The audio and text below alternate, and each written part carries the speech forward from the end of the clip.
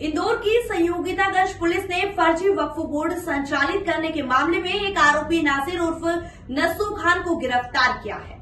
बता दें, इस पूरे मामले की शिकायत भोपाल के वक्फ बोर्ड संचालक कर्ताओं ने इंदौर पुलिस को की थी। पूरे ही मामले में पुलिस ने काफी बारीकी से जांच पड़ताल की और जिस तरीके से घर पर पुलिस के द्वारा दबिश दी गई, जब पुलिस ने वहां जाकर दबिश दी तो देखा कि घर के अंदर ही एक ऑफिस वक्फ बोर्ड की तर्ज पर संचालित किया जा रहा था। वहां पर विभिन्न तरह के दस्तावेज के साथ ही मोहरे, सिल व अन्य सामग्री पुलिस के द्वारा जब्त की गई, जो हुबहू वक्फ के द्वारा उपयोग में ली जाती थी। उसी की तर्ज पर इसके द्वारा उपयोग में ली जाती थी और वहीं आरोपी नासिर खान के द्वारा करोड़ों रुपए की जमीन भूमाफियाओं को वक्फ की बात कर भी बेचा गया है। इस पूरे ही मामले की भी जांच पड़ताल की जा रही है। फिलहाल इस पूरे मामले में एक बड़ा रैकेट सामने आया है जो वक्फ बोर्ड की तर्ज पर काम कर रहा था। फिलहाल इस पूरे मामले में और कौन कौन लोग जुड़े हुए हैं, इस पूरे मामले की जानकारी पुलिस के द्वारा जुटाई जा रही है और आने वाले दिनों में कुछ बड़े खुलासे किए जा सकते हैं। फिलहाल एडिशनल डीसीपी राजेश दंटोतिया का कहना है कि पूरे ही मामले में काफी बारीकी से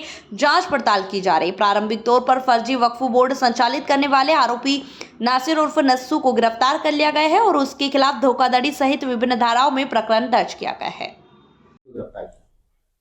ये एक पीड़ित पक्ष की तरफ से मोहम्मद उस्मान के द्वारा एक लेखी आवेदन दिया गया है और यह बताया गया है कि उक्त आवेदन वक्फ बोर्ड को भी दिया गया है।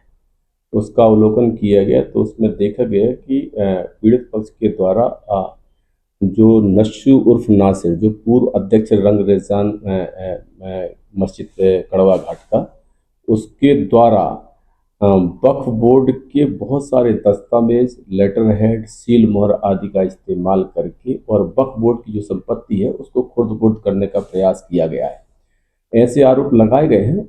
आरोपों में देखा गया कि प्रथम दृष्टया अपराध धारा सदर 420, 467, 468, 471 का मामला बनता है, जिसमें से प्राथमिकी दर्ज कर ली गई है और आरोपी को गिरफ्तार कर लिया गया है। आरोपी के पास से वजह सबूत, कुछ सील मोहर, कुछ दस्तावेज भी जब्त किए गए हैं और जांच में अन्य तथ्य एवं साक्ष्यों को कलेक्ट करने के लिए पिया लिया गया है और जल्दी से जल्दी उसमें सारे दस्तावेज और सारे जितने भी कूटरचित दस्तावेज हैं वो जब्त करके प्रकरण को न्यायालय प्रस्तुत किया जाएगा। चलाता था और जो भी संपत्ति करता था।